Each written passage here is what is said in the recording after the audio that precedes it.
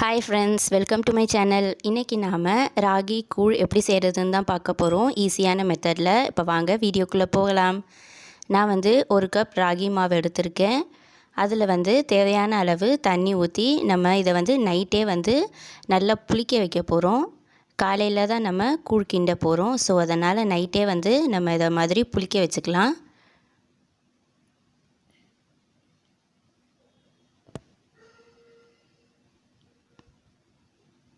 இப்போ பாருங்கள், இது நைட்டு ஃபுல்லாக புளிச்சிருச்சு. இதை நம்ம இப்போ கூழ் கிண்டிக்கலாம்.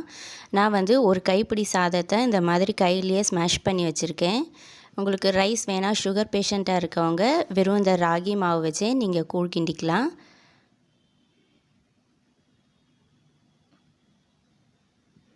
இப்போது அந்த நைட்டு ஃபுல்லாக அந்த மாவு புளிக்க வச்சோம் இல்லையா, அதை இந்த ரைஸோடு ஊற்றி நல்லா மிக்ஸ் பண்ணிக்கலாம். மிக்ஸ் பண்ணிவிட்டு ஒரு கப் மாவுக்கு 5 கப் அளவு நம்ம தண்ணி ஆட் பண்ணிக்கலாம்.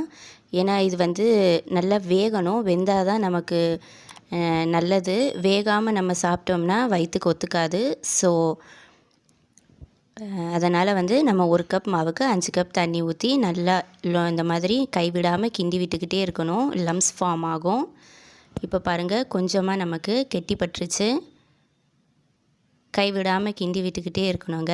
உப்பு சேர்க்கக்கூடாது. உப்பு சேர்த்திங்கன்னா சீக்கிரம் அந்த ராகி மாவு இந்த கூழ் புளிச்சிரும். நம்ம வச்சு கூழ் கிண்டி சாப்பிட முடியாது. ஸோ அதனால் உப்பு சேர்க்காதீங்க.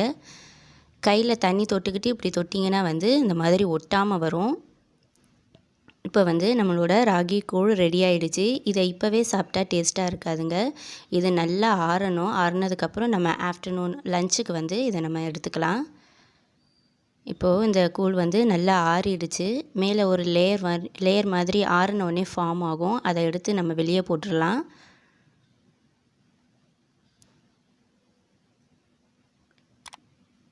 இந்த ராகி கூழ் வெயிலுக்கு குடிச்சிங்கன்னா நல்ல குளிர்ச்சியான ஐட்டம்ங்க.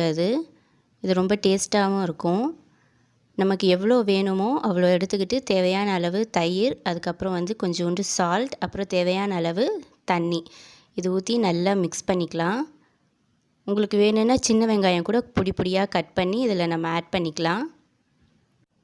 என்னோடய வீடியோஸ் புதுசாக பார்க்குறவங்களா இருந்தால் லைக் பண்ணுங்கள், ஷேர் பண்ணுங்கள், சப்ஸ்கிரைப் பண்ணுங்கள். பக்கத்தில் இருக்க பெல் ஐக்கான் கிளிக் பண்ணி ஆளுங்கிற ஆப்ஷன் கொடுத்துக்கோங்க.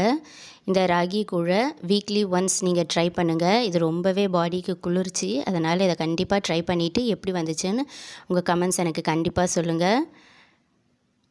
தேங்க்ஸ் ஃபார் வாட்சிங். இன்னொரு சூப்பரான ரெசிபியோட நெக்ஸ்ட் வீடியோவில் பார்க்கலாம். Have a nice day.